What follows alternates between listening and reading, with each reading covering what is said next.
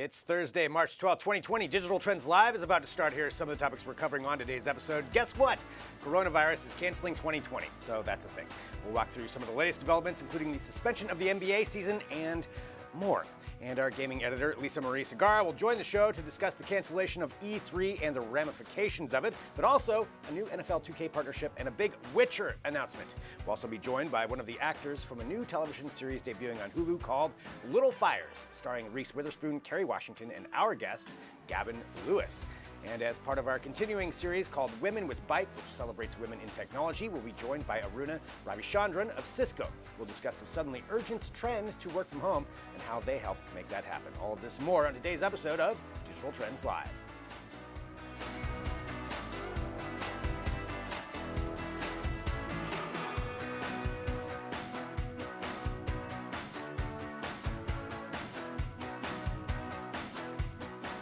Well, hello everyone. This is Digital Trends Live. Thank you for joining us. Of course, we broadcast live here every weekday, 9 a.m. Pacific, noon Eastern, bringing you trending tech headlines, news, interviews, discussions, and so much more. All while broadcasting live across a number of different platforms. We're on Periscope, Twitter, Twitch, Facebook, YouTube, LinkedIn, Dailymotion, Apple News, 2 different mobile apps, a smart television app, and at digitaltrends.com/live. So wherever you're finding us, you can join in the conversations that we get to have. We bring you up to date on everything going on in tech, and we have some great interviews. But let's get it started right now. I'm Greg Nibbler here with Adrienne Warner. Hello, Adrienne. Hello. I'm still here. Yes, you're still here. You have not been canceled. I've not, no. Happy Coronavirus has not brought us down, and knock on wood. And that is certainly what the trending topic is here today, because there is no shortage of things to discuss with this. Every time we start this show, we're here every 24 hours. We come back on, and there's just a slew of news that comes out, and so much happening yesterday. We're going to try to bring you up to date on what's going on, at least in part.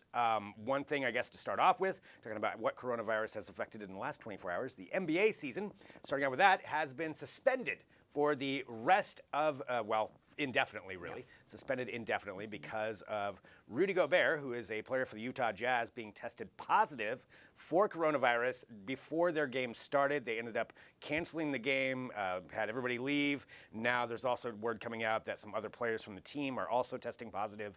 So this could be a long-running thing for the NBA. Yeah, and this already came after, potentially NBA games being played in front of nobody. That was, the last round of announcements was that they would be conducting games without fans present. So this is, just one step further, especially after the news that that player has contracted the COVID virus. Yeah, and just so that's done. We don't know how long that'll be. Yeah, there's other sporting leagues that are announcing potentially having announcements following a similar vein. So the NHL is going to have their press announcement today. We don't know what they're going to say yet. Right, but I would suspect, that the NHL will also suspend MLS. So Major League Soccer, just about 40 minutes ago, suspended their league for at least 30 days. So there will be no MLS games. And then on top of that, you have NCAA with their huge tournaments, which are multi-billion-dollar events when you have the men's and women's basketball tournaments. And they are going to be continuing with those as of now, but with no fans. So it'll be empty stadiums for the first time ever watching one of these. And if you've ever watched any of March Madness, I mean, half of the fun of that is watching the fans of these schools, and you get the upsets and everybody's cheering.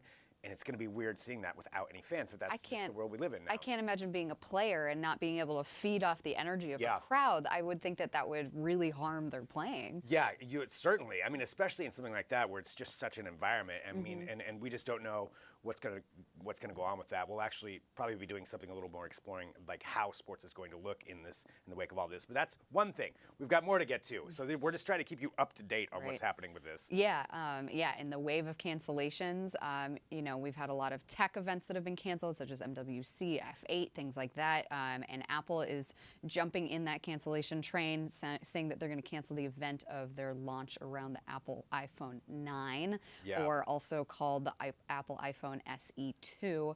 So they just announced this recently that they were going to have their event slated for March 31st. That is no longer happening. However, they still are releasing the phone in wake of this. Yeah, so we'll have to see how that all shakes out, and that's part of what it is. So Apple, we'd anticipated that they would have an event towards the end of the month, and that's what it's being reported, is that March 31st was going to be it, which falls right in line with everything, possibly a new iPad Pro. Right. But they still have to release these things, and that's what it's going to be interesting to see how all these tech companies still release their products. I mean, they have to get those out there, and certainly virtual conferences are going to be a thing, and that's what Xbox has announced. So Microsoft saying that, in the wake of E3 being canceled, another huge cancellation, they still are going to be going forward with some kind of a presentation. Yeah, their digital showcase around E3 is still going to happen. It's just going to happen virtually, which I think is a really smart approach and really makes sense because, they still want to drum up a lot of excitement, and they're going to get a huge amount of, streaming, viewers and things like that, huge number of viewers for this. Since they were already so far down this process, they don't want to stop the excitement around it. Yeah, and streaming is going to be as we know here at Digital Trends, it's very important. It's a big thing. Live streaming is something that is really important to bring news and information to everybody. And so Xbox following suit with that. Yep. I would expect some other tech companies as well that will follow suit. So we'll have to see where that all goes out and how this all shakes out with this new world that we live in, where every 24 hours something's completely different. A couple other things that are going on too. You've probably noticed on Amazon or read some stories about things being drastically more expensive than they used to be. Talking about hand sanitizer and face masks, which I don't even think you can get anymore. Sanitizing wipes, things like that. Everything that is being used to combat the spread of the virus that you can do yourself. And Amazon's going after third-party sellers that are price gouging these products that may not even be, legitimate products, and so they're trying to mitigate that and canceling their accounts. Yeah, sorry, not canceling their accounts. That's incorrect. But not allowing them to sell those products. Well, there is actually some of that where they're revoking, and that's kind of what we're finding out right now. Is where if you're a seller who has been price gouging or engaged in anything anywhere near that, they are suspending some accounts right now. Gotcha. Okay. And pulling their products off of offline. Now they did say that if somebody hasn't been doing that and they're legitimately selling hand sanitizer at a normal price, just using that as an example, then they'll continue to be on there. But it's something that right now we've probably seen a lot of this where things are just in such fluctuation. Everybody's trying to play catch up because even Amazon. I mean, how could they expect something like this to happen? I mean, maybe they should because they're a multi-billion-dollar company, but at the same time, we're all kind of living through this. This is all happening in real time. Yeah, everybody's reacting because there's just no way to keep up with the amount of precautions that you can really take. Yeah. And, every single day something new comes along, and also too other marketing, like other online platforms, marketplaces. Sorry, eBay has also canceled the sale of these types of products. So a lot of companies are trying to say, okay, you can't sell these fake products in hopes that it'll contain the virus. Yeah, fake products that say coronavirus or selling hand sanitizer for $1,000 or all of that stuff is getting. Don't buy hand sanitizer for $1,000. Don't do that. Don't do that. It's one other thing too, just to bring you, to keep you up to date with everything that's happening. Uber also saying that they are looking at possibly canceling or suspending service rather for drivers or riders who came into contact with somebody who does have the coronavirus. So this is kind of an interesting move. They did do this in Mexico earlier already, maybe about a month ago. Where they suspended about 240 accounts with suspected links. Now, these were not proven links. This would obviously be a step further as they're working with public health organizations to actually identify people who would be canceled. Yeah, and so this is something I was actually unaware of with Uber, and so this is what I wanted to bring up too. Public health organizations can reach out to something called Uber's Law Enforcement Response Team, ULERT.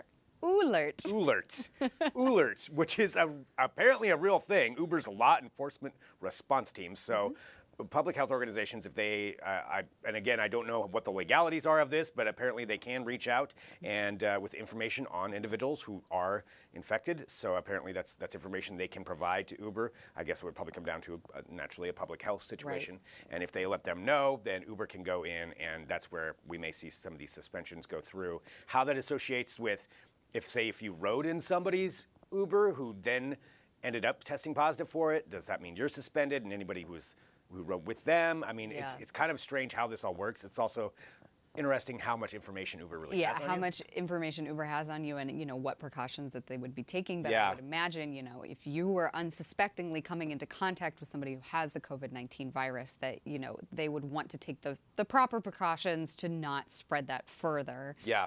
Or at least to ensure that you would be tested negative for it. Right, yeah, that's true. Well, I mean, if you can get a test, too, that's also That's a whole other issue. A whole other contingent. Yeah, but that's just such a small amount, of what's going on with this, and we've got, our team dedicated to trying to keep you up to date with everything going on with the coronavirus, with COVID-19, and it's certainly a lot of information coming really fast for all of us. Everybody's adapting as we can, Right. But at digitaltrends.com, we'll keep you up to date with as much as we can, and certainly follow us on Twitter, follow this show, hit subscribe, because we'll keep you up to date as well. But yeah, a lot happening with it, and that's just a little sliver of what's going on. You can follow up with more information at digitaltrends.com. There are some other things going on in news, though, in the news, in tech. So we That's do have, exciting. Yeah, that's good. Ring. Now, this is something we discussed actually on the show, I believe a couple of days ago, or maybe it was yesterday, with John Velasco here, our smart home editor, where they Ring actually put out something on their website. Actually went up a little bit early, showcasing their new doorbell, the Doorbell 3, as somebody hit publish before they should have. So that went up, and everybody kind of found out about it, and there were screen caps, and now they just said, here it is. Here it is. These are all the new features that will be Yeah. associated with the Ring 3 rollout. Yeah, so some things on it, some key features of the new one, the Ring Doorbell 3. It'll have pre-roll, so kind of like I believe iPhones have this. I don't have an iPhone myself, but I believe. All right, I'll confirm or not. Yeah, okay, yeah. Tell me. Well, when you take a picture where it already pre-rolls just a little bit, so if you hold up your camera and you'll have like that second beforehand, I don't know what I'm talking about. Yeah. I shouldn't have given such a blank stare.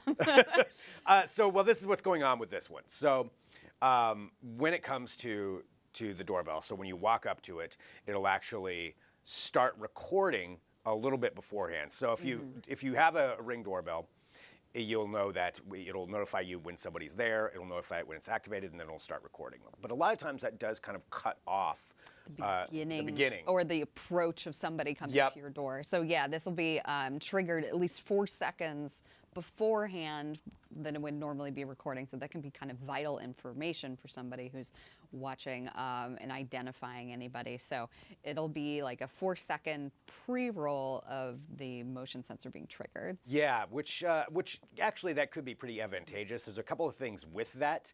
So one, it does mean that that Ring could be recording a lot more, and certainly that's been an issue for a lot of people when you think about the security side of things and as far as how much they're getting. But on the other side, I can say for me, where I've had some people come up and look at packages on my front door before. Do you have one? Yeah, I do have one. Oh, okay. Yeah, I have. Yeah. Well, I had a bunch of things stolen, so I'm like, Bummer. okay, yeah. This sucks. So yeah, I've got actually a few different ones outside. Do you just have a whole stack on either side of different basically angles? Yeah. A prepper. What was that? A doomsday. A doomsday. Yeah, I don't trust anybody. So yeah, I'm this close to putting up razor wire around my house, but. With the wow. No, I'm not that close. Floodlights. I do have floodlights. You do. I'm sounding crazier and crazier. I'm going to stop throwing things out because perchance Greg has them. I'm saying yes too many times.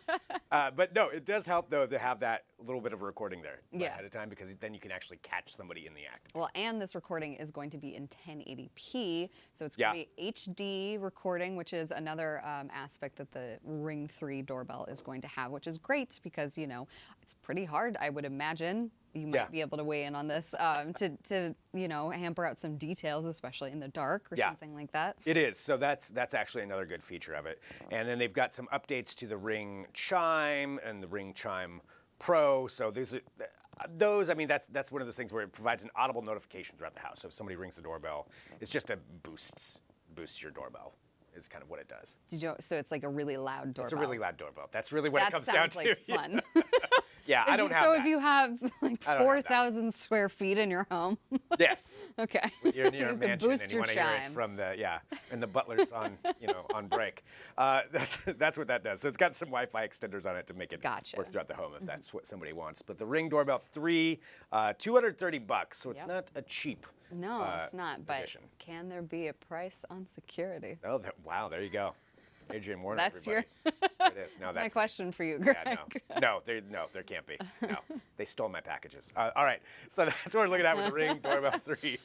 Again, going through there and talking about some other tech news and some other headlines that we're finding out as we go through. And again, we are broadcasting live. If you want to drop in your comments as we go throughout the show, I've revealed too much about myself already.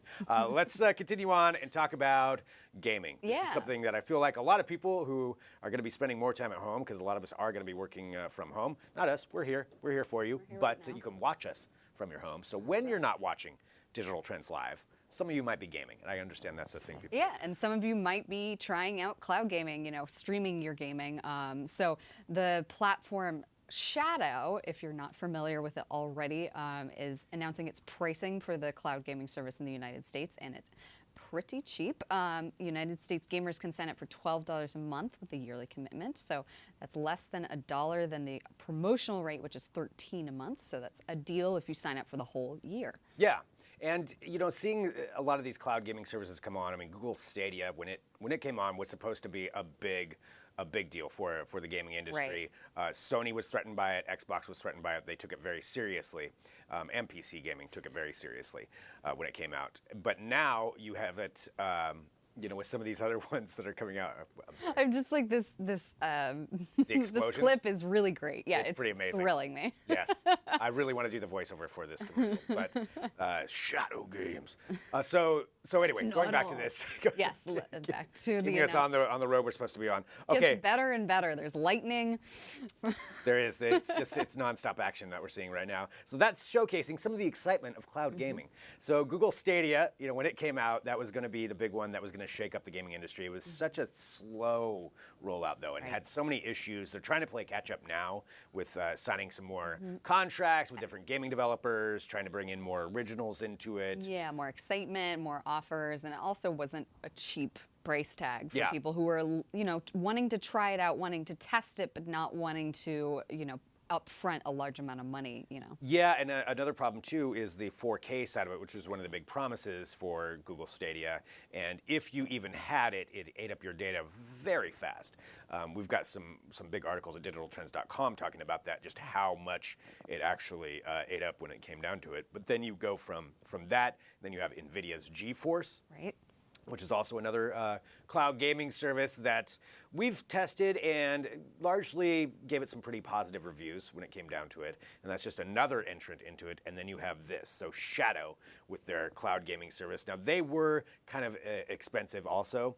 They did drop the pricing just a little bit as you went through the pricing on there and with extra storage online. But this one actually seems fairly promising to me. Yeah, it seems like the level that people are paying for, other media streaming platforms such as like Netflix or Hulu, or, it's kind of competitive with that price. So somebody who's looking to just add on a gaming service to the list of monthly subscriptions, it's not such a scary price tag. Yeah, and you go from that, with Shadow with this side of things, and then you also have something else that they're working on, which I think this is really interesting to see where this could go, is possibly virtual reality as a cloud gaming service. Yeah. So they're working with apparently there's a Shadow app that's going to be on Oculus Quest, Oculus Rift, and HTC Vive and Valve Index.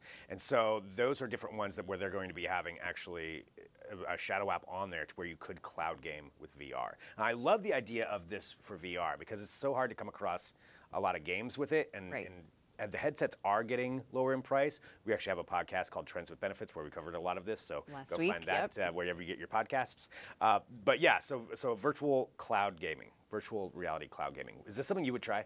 This is something I would try. I mean, I just want to try it out. I haven't even tried cloud gaming out yet. So this is something that, I don't know, would attract me to it because, I've been a console gamer for so long. But, so if I'm playing the same games, just streaming, it may not interest me. But something that's a little bit more attention-grabbing like VR would certainly kind of bring me in. I think so. Have you tried out any VR gaming? I get really nauseous.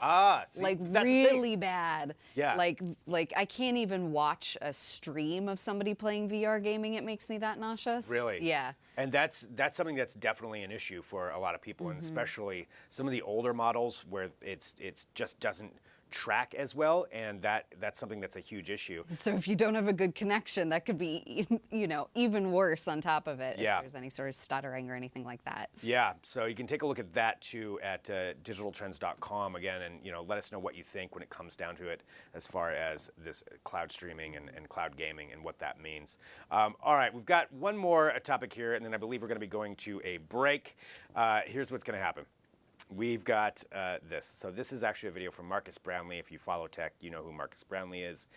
He puts out some great content. But he went ahead and investigated the Escobar phone. Now, this is Pablo Escobar's brother. Yes, this is true. He put out a flamethrower not too long ago. He tried to sue Elon Musk for $100 million. But he also put out his own foldable phone. And he advertised this with a whole video of scantily clad women smashing Samsung Galaxy Folds with sledgehammers. That's true. You can look it up. They wore safety glasses, though. So thank God they were safe. They were in being their safe mini about skirts. it. And he was saying that he was the Samsung killer, and they're gonna take down Samsung. Well, Marcus Brownlee went and got one of the phones. Actually, got one of the Escobar phones because they were $395 versus like $1,500 or $2,000. Yeah. And he got it and kind of went through and tested it. And again, I think everybody should go watch the entire video. I definitely want to give him credit. It's really great. But what he figured out was all these phones are Samsung Galaxy Fold. They're Galaxy Fold with a gold sticker on them. That's so covering crazy. it up. Yeah, so he was able to peel back the sticker to reveal that it was a Samsung Galaxy Fold, which I imagine he got for pretty cheap after the product flopped. Yeah, that probably part of that. And then there's also speculation that really this was just going to be to rip off everybody because he's like, well, I got one because, for what his name is. But he's like, I suspect, this was his theory. He said he suspects that whoever else paid for one, they were just never going to get it. Like it was just a big scam, which shocking that Pablo Escobar's brother would be like that. But that's what the video is. So definitely take a look at it. It's really entertaining and it's a lot of fun. Yeah, I'm gonna watch that later on. So go ahead and check out that video there. And again, thank you to everybody who's tuning in here wherever you are watching. We do appreciate it. And again, we are live here for Digital Trends, and we've got a lot coming up on the show today. And we'll make sure that you're aware of that here in just a minute. But it's now time for the product of the day. Ooh, exciting. Hey, I'm going to let you in on a little secret. It's now time for the product of the day. Yes, indeed. Hello, everyone. This is the Eufy. It's a robot vacuum. Yes, it's the Boost IQ RoboVac 11S Slim, so it's super thin. This is actually a lot thinner than a lot of the other ones. And one of the key things that I want to bring up with this is we talk about, this you need this product of the day thing. It's self-charging, so that's a very important thing. The other thing is that it works on all kinds of different environments. So whether it's hardwood, you've got shag carpet, it can work on a lot of different things, which is really versatile. So that means you can use it for several different rooms in your house. It also automatically increases the suction power, things I never thought I would say today, with 1.5 seconds, within 1.5 seconds when extra vacuuming strength is needed to get the best clean. So it can tell whether you spilled something all over the floor and will boost accordingly. It's also pretty quiet, so it can vacuum up to 100 minutes on hardwood floors. So it kind of depends on what the environment is, but up to 100 on hardwood floors. It's no louder than an operating microwave, so it gets everything done. Set it while you're at work, and it can clean up everything while you're gone.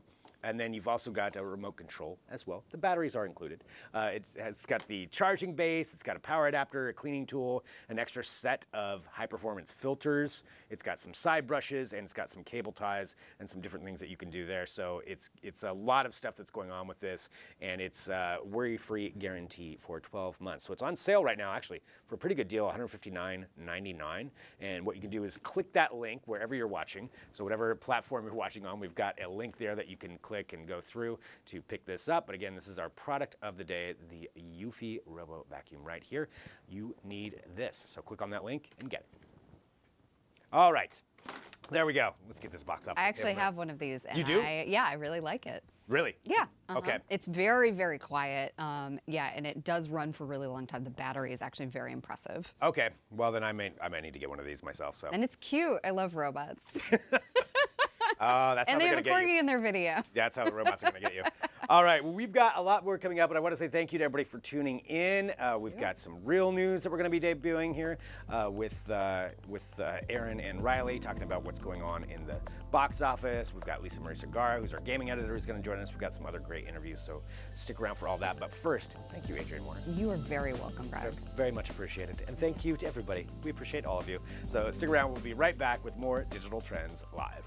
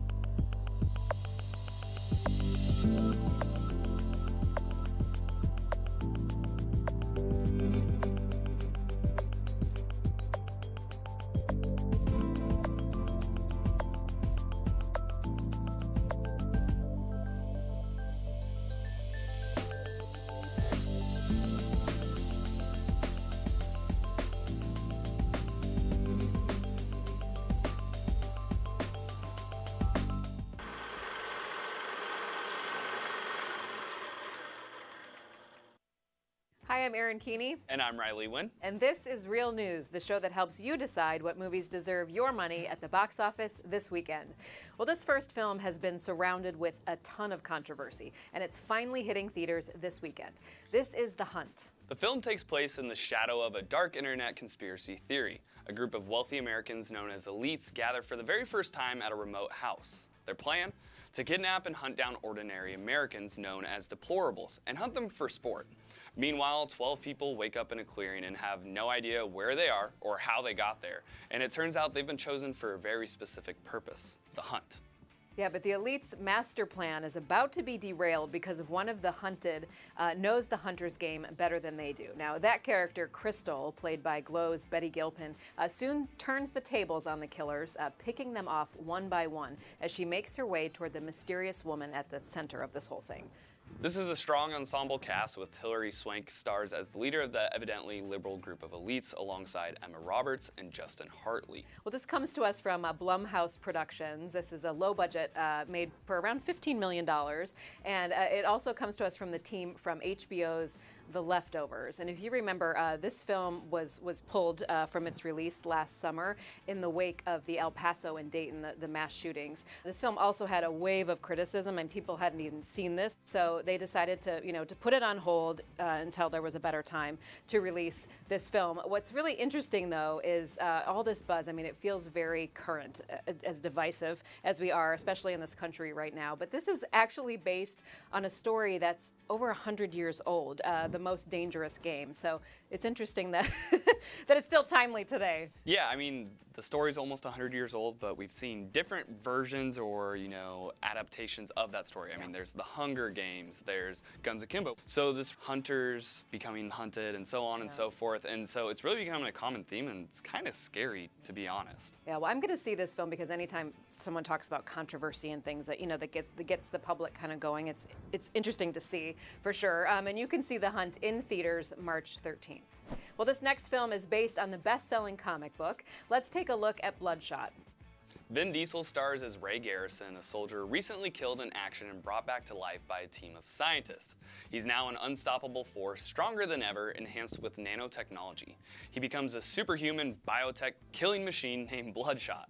The company that created him has control over his body, his mind, and even his memories, so Ray doesn't know what's real and what's not. Yeah, at first he can't recall anything from his former life. He trains with these other super soldiers, but soon his memories come flooding back, and he remembers the man that killed both him and his wife. So he breaks out of the facility to get revenge, only to discover that there's more to the conspiracy theory than he thought. The film stars Vin Diesel as the superhero Bloodshot. It also stars Asa Gonzalez, Sam Ewan, Toby Kebbell, and Guy Pearce as the villain, Dr. Harding. Well, this comes to us from Sony Pictures and Valiant Comics, and this is to be the first installment in series of films in the Valiant universe. And director David S.F. Wilson, he said initially he was kind of nervous to pitch this character to Vin Diesel because we all kind of know Vin Diesel as a strong, tough guy. And this character in Bloodshot is very vulnerable. He's manipulated by all of this technology, so he said he was kind of nervous about it. But apparently Vin Diesel was on board right away. He said, yes, I want to do this. This is very different, than the roles I normally play. So we're glad that he's on board with this. And I think that this film, too, is very current in the whole manipulation with technology. Lives controlled through technology is something that will speak to a lot of us, I think, right now. Oh, definitely. Like, in a few years, there's going to be cyborgs on this planet. And, it could be a good thing, it could be a bad thing. With Bloodshot, it looks like it's a little bit of both. One thing I didn't like from the trailer was the red contacts they put in his eyes. So freaky. But one thing I am looking forward to with this movie is Lamorne Morris. So he's in this movie. He's going to be the comedic relief, kind of similar to Simon Pegg in the Mission Impossible series. Well, you can see Bloodshot in theaters March 13th. And finally, a family-friendly movie. We're talking about My Spy. My Spy follows a hardened CIA operative named JJ, who's sent on a routine surveillance operation to spy on a family. When the family's precocious 9-year-old Sophie catches him in the act, she convinces him to be his sidekick in exchange for not blowing his cover. Oh yeah, it seems like a pretty easy deal at first, but their partnership soon turns into a battle of wits. This girl is a master manipulator, and she really gets him to do kind of anything.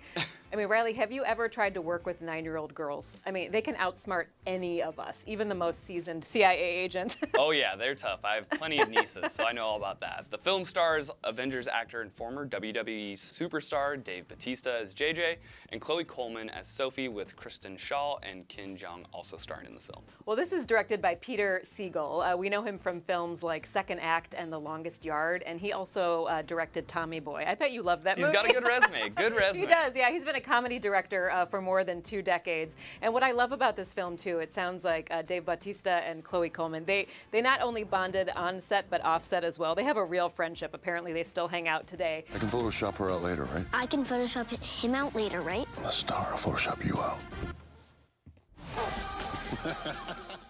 I love this about Chloe. So she brought a swear jar to set because Dave Bautista apparently, Has a some potty mouth. language. Has a potty mouth. A potty mouth, That's fair. if you will. So she took advantage of that, and apparently she made hundreds of dollars on set in her swear jar. So again, 9-year-old girl thinking. They're steps ahead of Very us all the smart. time. Yeah, so early screenings of this film at CinemaCon have gotten really positive reviews, a lot of laughs, and a lot of comparisons, too, to another fun film, Kindergarten Cop with Arnold Schwarzenegger. That is literally the first thing I thought of was Kindergarten Cop, one of my favorite movies when I was younger. And then it also made me think of another Vin Diesel film, we talked about him earlier, The Pacifier. So it's where it's like a CIA agent being a babysitter. This movie, I think it'll be really fun, a lot of laughs, a lot of heart, and I'm actually gonna plan on seeing it with my nieces. I think it'll be a little bit for both of us. Yeah. I love WWE and Dave Bautista, and they like kids movies, so should be fun. Yeah. Well, My Spy is in theaters March 13th. If you're going to see one movie this weekend, make it Bloodshot. You can get your tickets at Fandango. Thanks for watching Real News. We'll see you right here next week.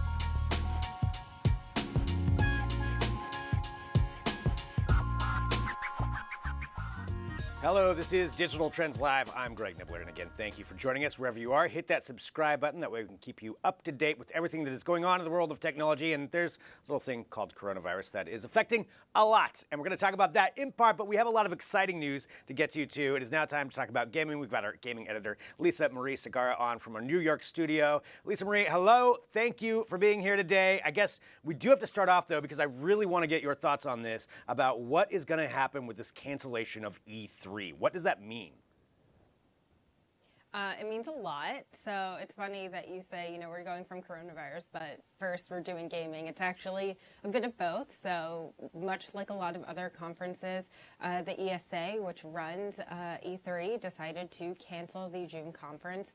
And it's pretty impactful. So Sony wasn't going to be there, but Microsoft had a really big presentation for its upcoming Series X console. And now we're just kind of waiting to see, how will these companies respond? What are their contingency plans? And, what happens to the industry now that two of the biggest conferences aren't happening? GDC was just postponed, and they have a tentative timeline of summer. But considering that E3 was scheduled for late spring in June, and GDC is supposed to come shortly after, we're kind of wondering if that will even happen at this point. And even if it does, many companies will have already made the announcements they had planned. They'll make other plans to reach fans, so it'll be much smaller. It'll be a very different conference.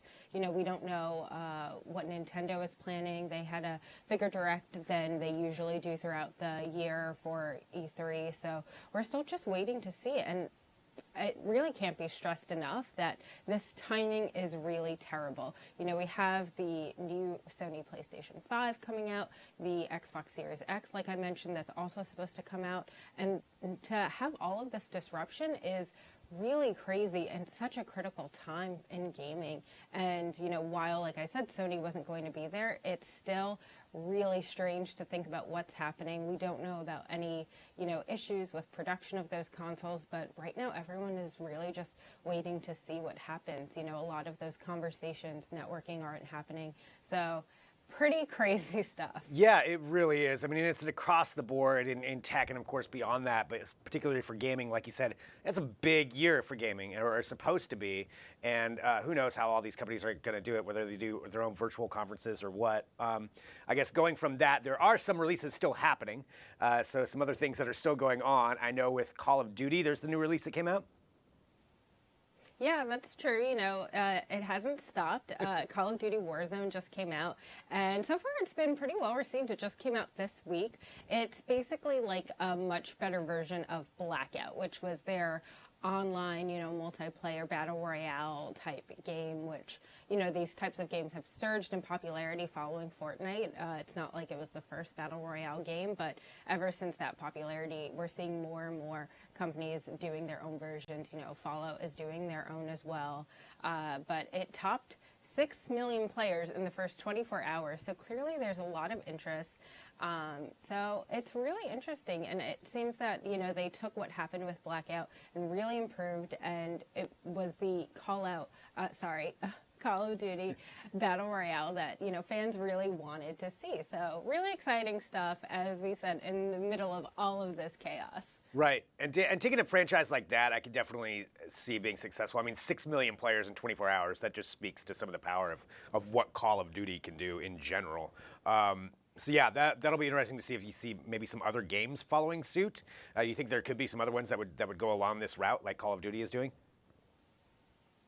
Yeah, definitely. Like I said, with the Fallout Wastelanders update, things like that, we're seeing more and more, get on this Battle Royale train. I do wonder if it's smart, though. I feel, sometimes it's a little trendy to do this, and they see it working for, like I said, Fortnite, and then you also see Call of Duty implementing it in a successful way. But then you run the risk of, does it actually work, and are these companies thinking of how to do it well and how to do it in a smart and unique way versus just jumping on the train. So I think that we will continue to see more, but I'm also a bit apprehensive as to the success of the other copycats. So we'll really see, but it seems like Call of Duty has, hit the mark with this one. And I think even Blackout is a good example. They did that jumping on the train at first, and it didn't go as well, and now they really refined it and did it in a much better way. Well, definitely cool to see that come out and just to see what some of the response is and see where that goes. So you've got Call of Duty Warzone. Now, another thing that happened this week, and I know this is big news, and it has to do with NFL 2K. Can you walk us through just the history of 2K in general and then what this NFL contract means? Yeah, so 2K is really known for its sports games. You know, NBA 2K is still massive. They used to have 2K NFL, which stopped in 2005. And ever since then, you know, the only real NFL game has been Madden. So it's really interesting to see the NFL return to 2K after that history with the 2K NFL. That said, this is not that. So the NFL and 2K are partnering again, but they've explicitly said that they won't be doing any simulation games. So, you know, simulating of a football game like in Madden or 2K NFL. So we're really waiting to see, you know, what exactly comes of this partnership. We do have an article up on Digital Trends on what we would like to see. We've got some fun ideas like, you know, something that really portrays a narrative, or maybe you're faced with the obstacles of being a player on the road and really exploring that. So it's really interesting to see what they do, and I think it's actually a great opportunity for them to, you know, take back that partnership with the NFL, but do it in a way that we haven't seen before. You know, there are plenty of sports games out there. Do we need another simulation version? Probably not. Also, that said, EA is still going to be making Madden. They have confirmed that their licensing agreement is still going on as it has. So if you are a big fan of simulating, you know, football games and Madden, that isn't going anywhere either. And, you know, there's always been a bit of contention around these franchise partnerships. You know, last year MLB The Show said it would go multi-platform after this season. It's been a PlayStation exclusive for a long time. And EA was actually, you know, locked out of making baseball games as a result of it getting its NFL rights. So these are really, really, you know, touchy subjects, and who gets these licensing agreements and what they can do. For example, can one do a simulation game and maybe, you know, two different companies have the rights to NFL, but only one can do simulation? It's a big money maker, so it's really interesting to see how they go about this. Yeah, I mean, there's so much associated with that too. You know, like you said, they're huge money makers because so many people play these games online, and what that can actually do. With 2K going and Madden going, I mean, I feel like there's some people that are going to have their loyalty to Madden that won't go back to 2K. But I mean, for me, I would try out either one of them. And see what goes with it. But the more, you know, the more kind of sports leagues that come up, the more that we see these kinds of things. And it'll be interesting to see how 2K goes. I think the more interest it's going to get, because with billions of dollars on the line when it comes down to it, I still want to see them figure out the NCAA stuff. That's what I would like to see everybody figure out, but the licensing on all of that. But I know there's still a lot of contention on there too. So we'll see where it goes, but definitely an interesting development when it comes to NFL 2K. And I know there is something else that I believe you are very excited about. That is an announcement that came out. Yeah, definitely. It's really exciting. So there is a new Witcher game coming, which is just incredible. We've talked on the show even about how much success The Witcher has seen and the resurgence of the franchise since, you know, the Netflix show came out. You have Witcher 3 getting more popular on Switch. You have cross-save and all of these different ways that this game that came out, you know, a few years ago at this point is seeing. And so now CD Projekt Red, the president of the company, has announced that they will be making a new game. And we still have to wait, though, because developers are going to start working on it after Cyberpunk 2077 comes out. That is still scheduled for September. So, you know, it's coming, just this is the first we're hearing of it. And you know, a lot of gaming fans will know that the first you hear of a game coming versus the release, that can be a pretty long time frame. So we have to be a bit patient, but it's coming. It will happen eventually. It's also not going to be a direct sequel to The Witcher 3, which is what a lot of people are playing right now, but it's still going to be embedded in that story, in that world and franchise. So I think a lot of fans will still get that experience that they really like, especially, you know, fans that are really into the games and were a little disappointed at the Netflix show, which, you know, deviates a bit from it and focuses more on the book. So if they are really craving more of the world that they got in Witcher 3, they will probably be pretty happy with this new game that's supposed to come out. That said, we still have to wait and see what exactly it entails and, when we get more details, which could be, a long time off, but it's still a really exciting development for fans that are just coming into the game and longtime fans as well. Yeah, I mean, it's pretty cool. I think it's one of those rare instances where something has really found success from a video game and a series. Even if some people were disappointed with the Netflix series, there's no denying it's huge. It's already renewed, at least for one season, maybe more than that. And so having that resurgence and then seeing, more video game development, it's pretty cool all around just to see that world kind of grow and just what they can do with it, because there's kind of endless possibilities on how they can really run with Witcher in both in the series and video games. So pretty cool that we're seeing more developments on that. I want to say thank you, Lisa Marie, as always, for keeping us up to date with everything. It's a lot that's gone on there, and it's a lot that's happening in gaming, as you said. So now, with E3 done, you've got to follow each individual thing. So your job is hard, and that's why we appreciate you keeping us all up to date with all of that. So everybody can go to digitaltrends.com, take a look at everything there. And Lisa Marie, thank you. Yeah, thank you so much for having me.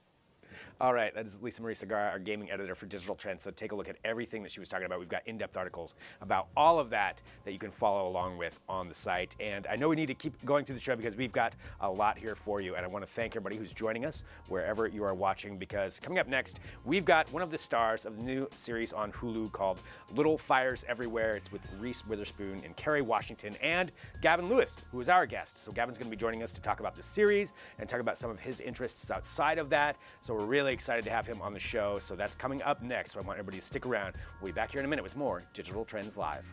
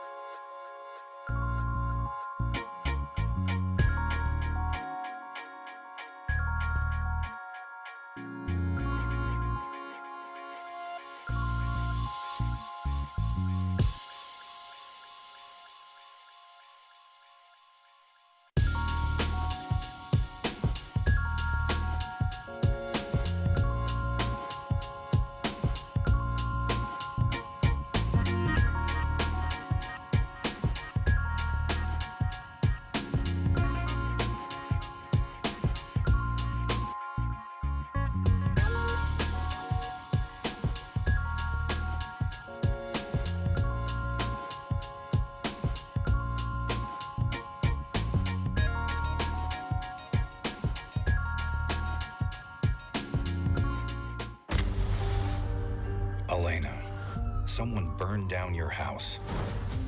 Do you know anyone that would do this? Everybody's gonna be held accountable for their actions. You were gonna pretend nothing happened? I thought we were friends. We all have parts that scare us, parts that we're afraid to admit. Have you really looked at yourself? That looks so good. Hello, everyone. This is Digital Trends Live. I'm Greg Nibbler. Of course, that is Little Fires Everywhere, which is debuting on Hulu on March 18th, starring Reese Witherspoon, Kerry Washington, and our guest joining us right now. We have Gavin Lewis with us. Gavin, thank you so much for being here. Thank you for having me. Pretty exciting. This is a huge series. Obviously, a lot of promotion behind it, a lot of stars in it. It looks great, based on a book. But to give your perspective, we want to know if you can describe how. Well, actually, could you walk through describing what this series is about? Yeah, it's about sort of an upper middle class family, the Richardsons. That's who I'm a part of. And then a single mom and her daughter move into town, and the story is really about the conflict between the two families. My character, Moody, gets really interested in the girl very fast, falls for her very quickly, and that's sort of my storyline, is how I deal with Pearl. But the overarching story is really about the conflict between the two families. When you start work on something like this, and certainly since it's based off a book, did you read the book beforehand? I did. I read the book actually during the audition process, and it was a relatively fast read. The audition process was only about a week from start to finish, and I read the book. That is a really fast audition process, going from going in like, okay, I got to read this book, I got to learn about this, to getting the part. What was that feeling like when they called you and said you were cast for this? It was incredible. This was a script and a project that I connected to very, very quickly. I feel like I relate to Moody in a lot of ways. Probably not in the ways of his general dislike of people, but I'd say I relate to Moody pretty strongly. Well, and your castmates too, that you're working with is just, an incredible cast that's on this thing. What was it like working with Reese and Carrie? It was incredible. I mean, first day, Reese was making everybody laugh. She was cracking jokes on set, and such a talented actress. I feel like as an actor, there are performances and people that you sort of look up to, and you're like, man, I wish I could do something like that someday. So it was amazing getting to work with the people that make those performances. And Carrie, the first impression I had of Carrie, I didn't get to speak to her a ton before the first time I worked with her. And the first scene I did with her, all I got was a look. That was it. I had no lines together. She gave me one look in the scene. And in that look, I went, wow, she is incredibly talented. And I think that's really a testament to her abilities, that in one look I can tell that she's really good. Yeah, that does make sense. That's got to be crazy, just working with somebody like that. Like, okay, yep, you've got it. Talking about it on the set too, and just the production of it, I'm always curious about behind the scenes about how things work, because obviously, it's called Little Fires Everywhere. There are some fires that are clearly in the trailer. When you're filming that, were those actual physical fires that they built for it, or were those special effects added in afterward? It was mostly special effects. The shot you see in the trailer especially is almost entirely special effects, but they did have, they were flame bars. So there were like 2 in front of the house, and they were just little metal bars with, I'd say, about a foot of flames coming out from the top. So that was what we had to work from our imagination for. That's where the acting comes in. Yep. Well, looking at it with Hulu, and you've certainly been a part of some other really great series. How does this compare to some of the other ones that you've done? It was just totally different. So like the last project I did, I was playing a prince on a Netflix show called Prince of Peoria, which was a multicam, big energy. I played a Baronian prince, which was sort of a play on like a British accent. And it's just a totally different tone. And then on top of that, sort of the all-female production company brought its own sort of different vibe. And then the character is so different from anything I've ever played. He's more of a thinker, he's more pulled back. So it was just kind of a new, exciting challenge. Looking at this, going forward too, with the success of this, I mean, obviously it's out on March 18th. Sounds like one that a lot of people are going to be watching. Clearly, it looks great. But with that going forward, and thinking about your career, is there anybody in particular that you take inspiration from when you're when you're getting ready to perform? Yeah. Meryl Streep is sort of a cop-out answer, but I think she's brilliant, as does every other actor. I am very inspired by Benedict Cumberbatch. I think he is brilliant. I love. There's a scene in particular in the Star Trek movie he's in. He's playing Khan. That it's an interesting movie for such a brilliant acting moment. But I think he's somebody I definitely take inspiration from. Yeah, well, I mean, those are a couple of pretty good actors to take inspiration from. Yeah, those aren't cop-out answers. Talking about this, something I wanted to ask you too, since you're on set a lot, and we're clearly, we talk about tech a lot here on the show. With your phone, what is one app on your phone that you are using more than any other one right now? Ooh. Mine is actually, because I'm type 1 diabetic, it's a Dexcom app. So it's for reading my blood sugar is probably what I use the most, especially on set. It was an app that could read. So I've got a Dexcom called Dexcom G6, and it reads my blood sugar, and it sends it to my phone, and then it'll send it to my mom's phone so that she can help monitor my blood sugar while I'm on set. And so that was definitely the most used app while I was on set. Well, and talking about that, I know that you are pretty passionate about promoting awareness for type 1 diabetes, and I want to talk about that too and just let everybody know. So that app sounds really interesting. Are there other developments that you're excited about when it comes to that can actually help people out? Yeah. Recently, the most exciting one is it's sort of a closed circuit, is what they're working on, is that my pump can start correcting my blood sugar for me now in the recent updates. And that's what I really like about the pump I've got. It's called a T-Slim. And how it works is it can be updated online. So as they further the technology, they can just upload it to my pump. So what they've recently come out with is a way to correct blood sugar without me having to do anything. So if it sees that my blood sugar is trending up, it'll correct for me. And if it sees that it's dropping, it'll reduce my insulin, my basal insulin that it delivers over time to keep my blood sugar stable throughout the day, which is a really, really exciting development. And it makes my job of taking care of diabetes a lot easier. It makes a lot more sleep in the nights. And it just shows that the technology is progressing quickly. Right, and that's fantastic. I've got some friends with type 1 diabetes, and I know what a struggle that is to have to go through that all the time. So it's nice to see there's some developments, that can just alleviate that stress, that issue that you're dealing with. And let's talk about your organization too. I want to make sure that everybody knows about that and what some of the other things that you do with this. Mm-hmm. Yeah, so I'm an ambassador for them. So my job is sort of to help spread the word about what they're doing and how they're helping the community through like social media or through things like this.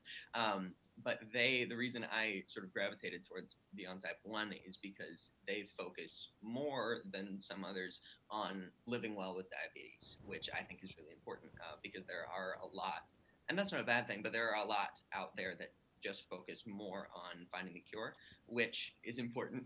I'll be the first to say, but I think it's more important in the meantime to focus on living with the disease, which is really why I gravitated toward them.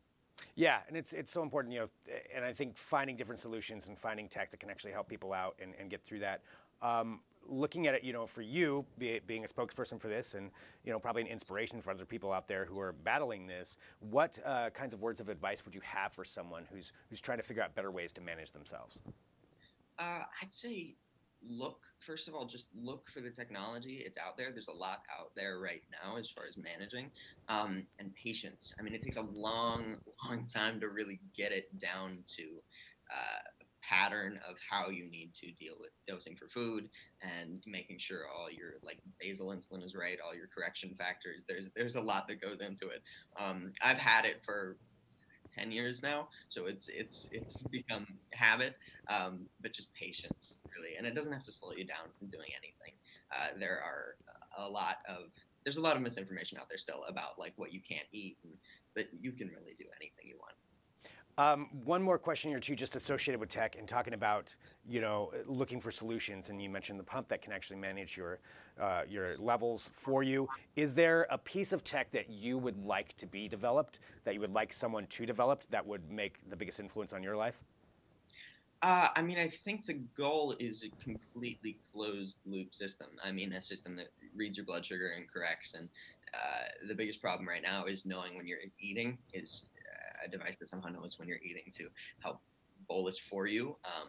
I think the technology is close, and I think that's ultimately the goal, or what I hope for, is something that can just manage it completely by itself. Well, for everybody out there who wants to find out more information about the organization, where should we direct them? Beyond Type 1's website, they've got all kinds of helpful articles and information that they put out there. They've got a huge list of pretty much everything you've got questions for about diabetes. Nice. Well, and I'm looking so forward to seeing your performance in Little Fires Everywhere. It's debuting March 18th on Hulu. Congratulations on the role. Excited to see what else you're going to be getting. And thank you so much for joining us here on Digital Trends Live. Yeah, thank you. Awesome. Really, really cool. So that was Gavin Lewis talking about that series on Hulu. So you're going to be able to watch that and some great information about type 1 diabetes and about different ways that you can help take care of yourself. So follow along with everything there, and appreciate everybody who's joining us here. This is Digital Trends Live. We're live every single weekday, 9 a.m. Pacific, noon Eastern, bringing you tech headlines and interviews and really interesting discussions. So hit subscribe on whatever platform you're watching on. That's one of the great ways to follow along with everything we do. And we've got more coming up. We've got some more news for you that's going to be happening next. We're going to talk about some space travel. We've got some interviews. We've got a lot to talk about, so stick around. We'll be right back with more Digital Trends Live.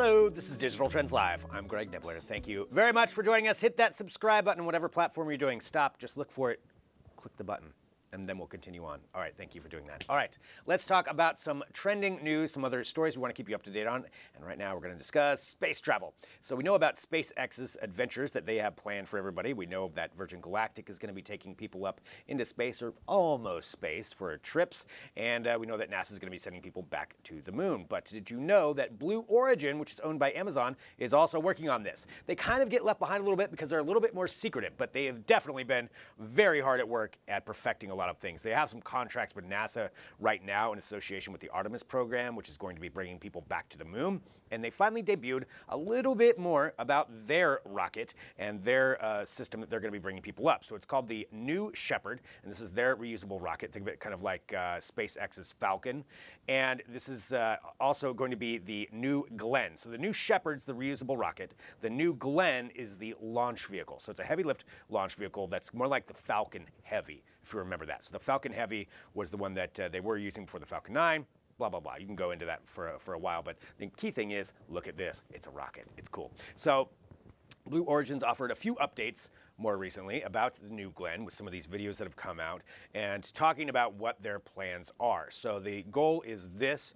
I want to make sure I get the date right, that the New Glenn test flights and missions will take place in 2021. So some of these things that we've been seeing with SpaceX, they're just a little bit behind on that, but at least as far as the public side of things, you know, what they've been doing otherwise, it's hard to say because Blue Origin is a little bit more secretive, but these tests are pretty imperative and pretty cool. So that's 2021, and it's always good to see more competition when it comes to space exploration, and that's one of the really cool things about this. More competition brings the pricing down, the more reusability, which is certainly something that Blue Origin is going for too, the more that we can send up there and the more exploration we can do.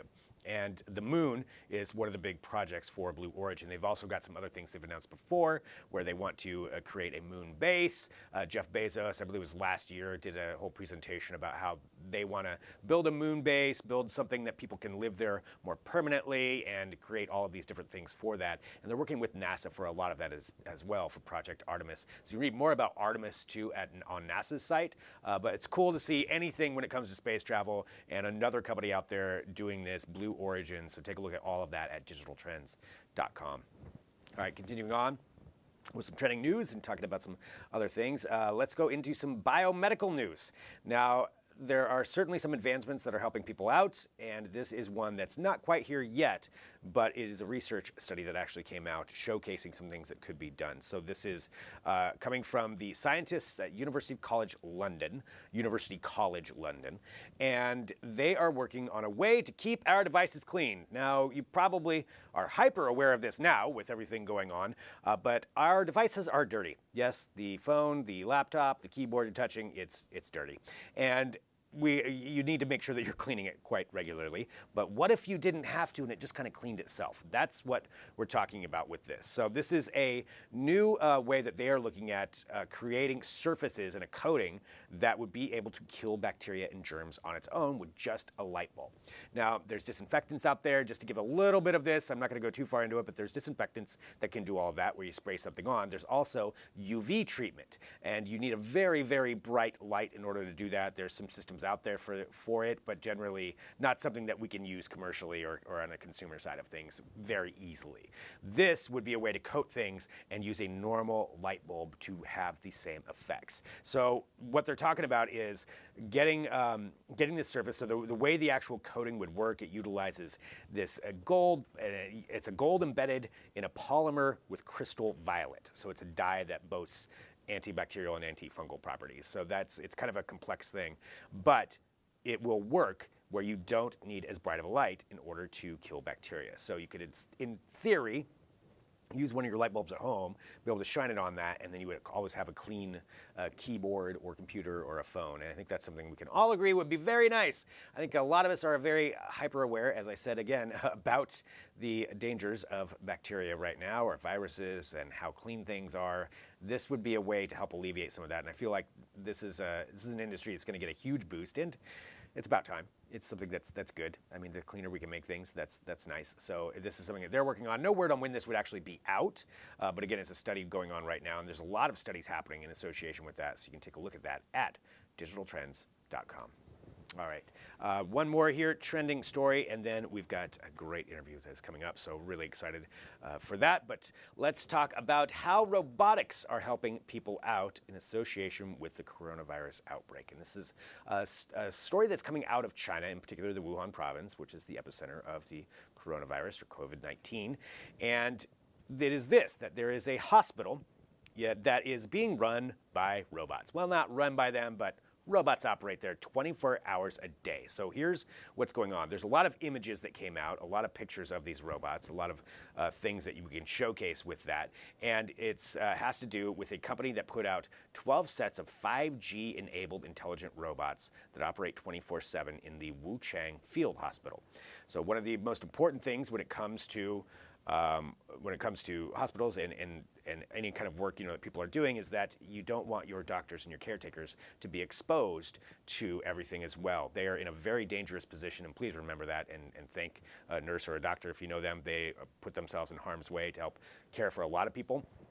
But according to this article, it was originally from the New York Post, about 200 patients with early warning signs of coronavirus were brought to this ward for quarantine, and these robotics are handling it. Now, I mentioned 12 different kinds. There's a lot of different ways that they're actually interacting with people. So it's not only things where they can deliver things, like deliver food to somebody's room, but they can also handle security. They can handle inspection. They can handle disinfection. There's different ways they can actually walk through hallways or rooms and spray disinfectant and help tamper that down, which is very important when it comes to trying to control this virus or any other future outbreak. Also handling delivery. So there's a lot of different aspects of robotics that are being incorporated in, and you hope to see some more of that happen throughout, because that's, again, something that can keep people safe. This is a good use of robots. It's not the Terminator style. These are the ones that are helping you. So that's an interesting use case. We'll have to see if more of that happens. We do know that in Seattle right now, they're utilizing robots to a certain extent to go in and actually interact with people. They'll have a screen on there so that the doctor can actually talk directly to them but not be exposed to the virus. So I think, again, that's another industry that's going to have a huge boost as we come out of this, hopefully. When this does come out, we will come out. But these are the kinds of things that are changing just so fast in industries that are happening and expanding so quickly that it's fascinating to kind of learn about. So you can read more about that at digitaltrends.com and let us know what you think.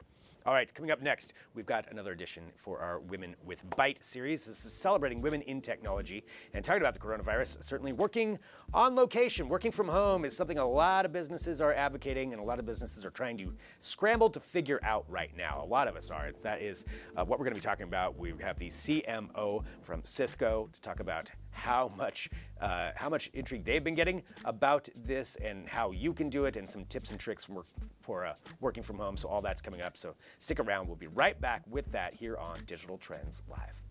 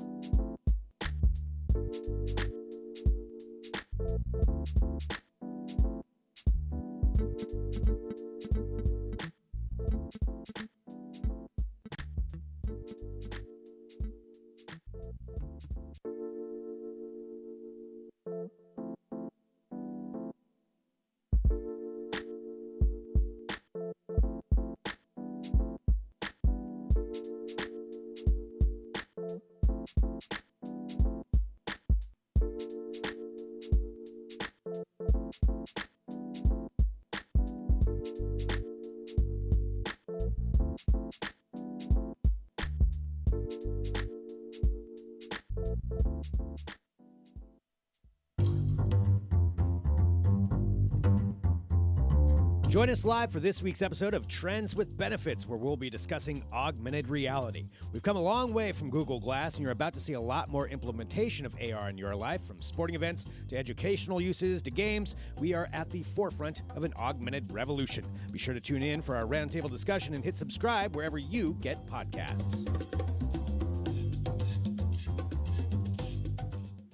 Welcome back to Digital Trends Live. Again, thank you everyone for joining us wherever you are. We like to keep you up to date with what is going on in technology, and we have a new series here called Women with Bytes, celebrating women in technology and talking about their journeys through that, but more importantly, talking about the technology that affects all of us. And right now, we have joining us Aruna Ravichandran, who is the CMO of Collaboration Business for Cisco. Thank you so much for joining us here today. Oh, I'm very, very excited to be here with you. It is going to be quite a busy time for you right now with the rapid development of what is going on as far as people changing up how they work. But to give everybody just kind of an idea to start off, can you talk about what collaboration business means? Collaboration business here for Cisco is all about being able to connect people anywhere around the world using our technology. So we are the leaders in this particular space. And with our technology, we have the ability to basically bring people, spaces, and technology together so that people can work anywhere, anytime. And it's such a pertinent issue right now. I mean, certainly I feel like there's been a trend toward people working, on location or working from home or working from different places going already. But with the coronavirus and the epidemic that's going on right now, is this something that has really sped up that process and interest from businesses? Oh, it absolutely has. So if you look across the board within our collaboration business, we have seen a tremendous amount of spike in terms of interest from people.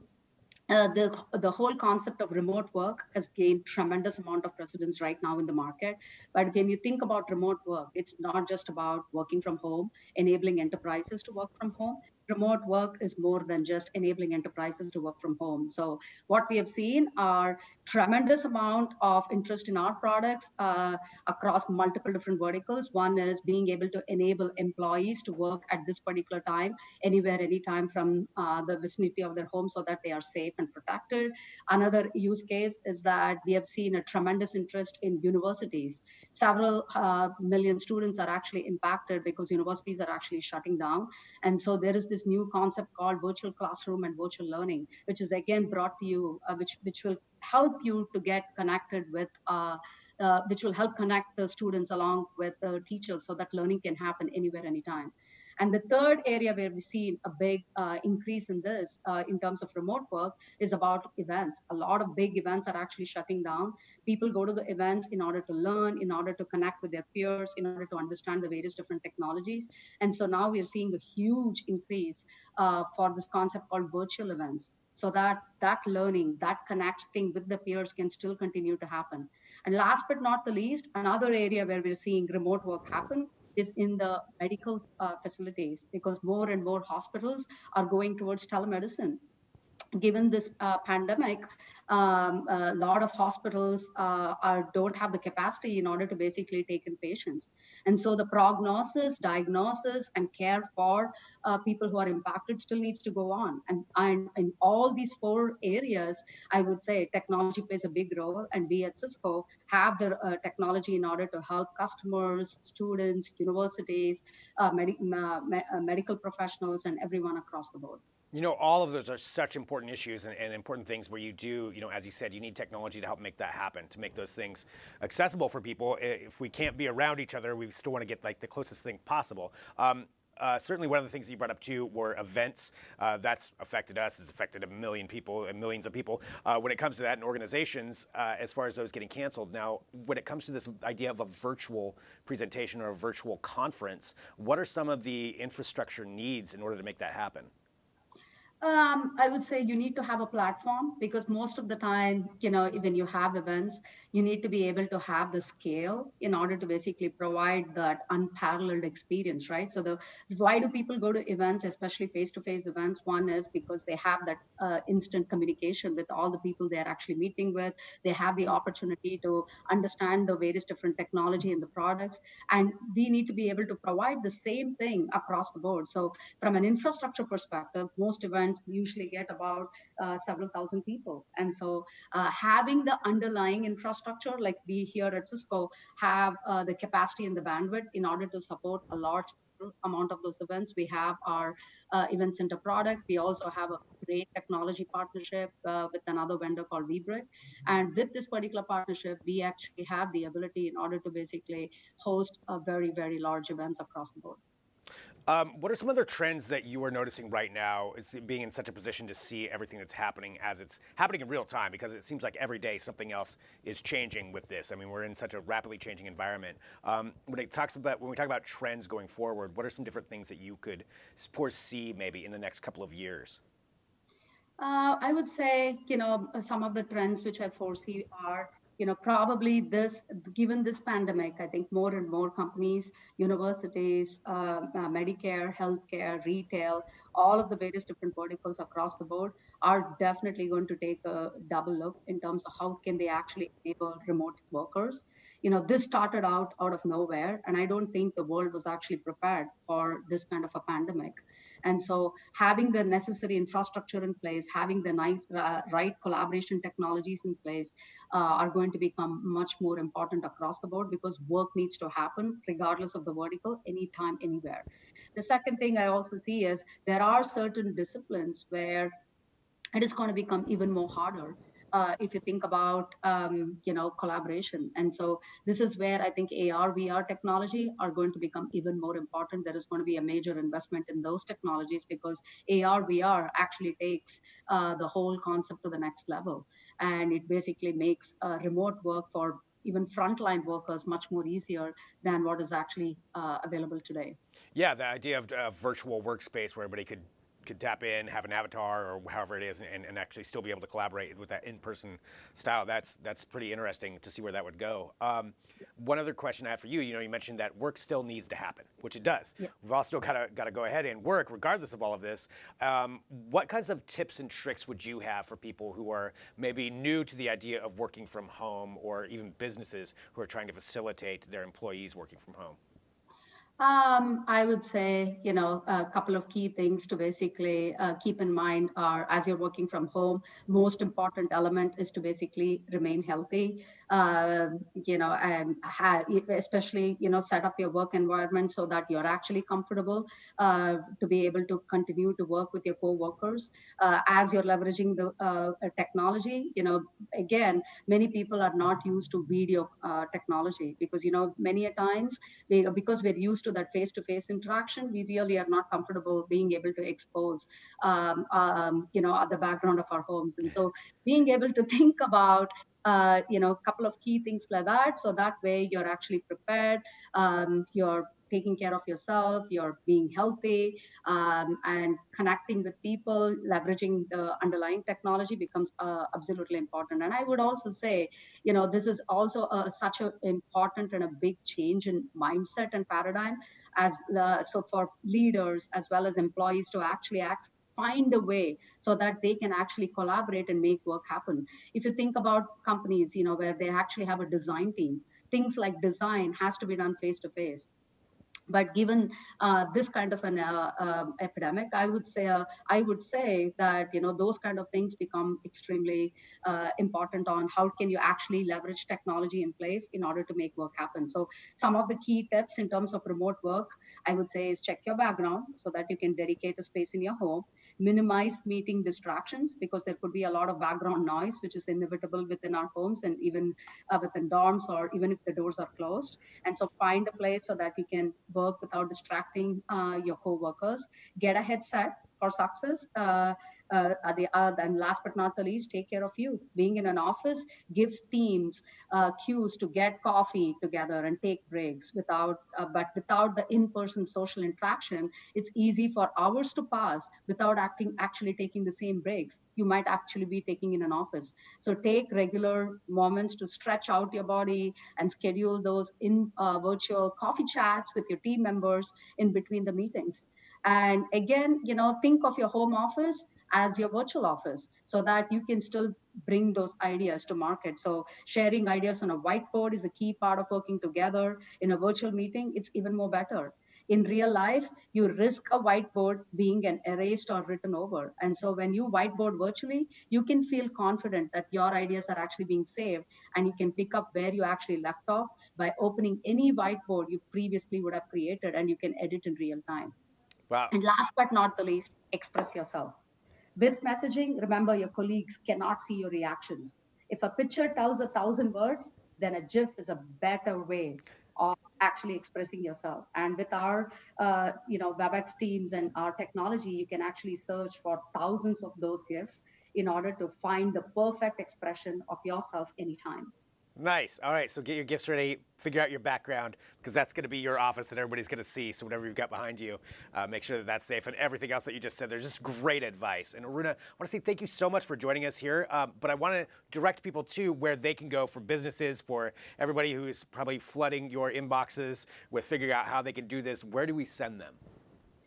You can go to cisco.com. We just now launched a website in order to basically help all of our customers, partners, which is cisco.com/go/COVID-19. Nice. Thank you so much for joining us here today. Really, really appreciate you being on the show and a part of this. Thanks for being here on Digital Trends Live. Thank you. All right, great advice, right? That's what we'd like to bring here. So that was a fantastic interview. Really thank Aruna for joining us from Cisco. Certainly an expert in the field, and that's part of what you get here with Digital Trends Live. So I appreciate everybody who's been joining us here all day long and who's here with us every week. But there's more coming up today. So we've got Digital Trends weekly podcast, Trends with Benefits, which airs at 2:30 p.m. Pacific. And today we're going to be talking about virtual reality. So we brought that up a little bit here, but where is it at? And going into that from to augmented reality and how augmented reality is changing our lives. So we're talking about the realities today. So that's coming up a little bit later. Tomorrow on Digital Trends Live, Sierra Pressler will be back for work life. And one of the pressing topics, which is affecting everybody right now, is how to stay productive while working from home. She'll have some tips for all of us. We've got Ken Young, Flipboard's technology editor. It's going to be on talking about the top tech news of the week for another edition of Tech Briefs, where he and I will keep you up to date. And here's something else you get to see tomorrow. You get to see me blasted with liquid nitrogen. Yes, I was on location at Oros Outerwear for the launch of their new parka and some other clothing that they have, and we tested it out. So this stuff can withstand negative 300 degrees of temperature or something like that. Whatever the liquid nitrogen was that they blasted with, that's what it can withstand. So we're going to be showcasing that video, talking about their amazing products. That's coming up tomorrow on the show. And we've got, of course, all of the breaking technology news of the day. So thanks for tuning in. We'll be back live at 9 a.m. Pacific, noon Eastern, wherever you consume content. So make sure to subscribe and follow us to get notified wherever we go live each day. So whatever you're at right now, hit subscribe, share the show, let people know. For Digital Trends, I'm Greg Nibbler, and I'll see you right back here tomorrow.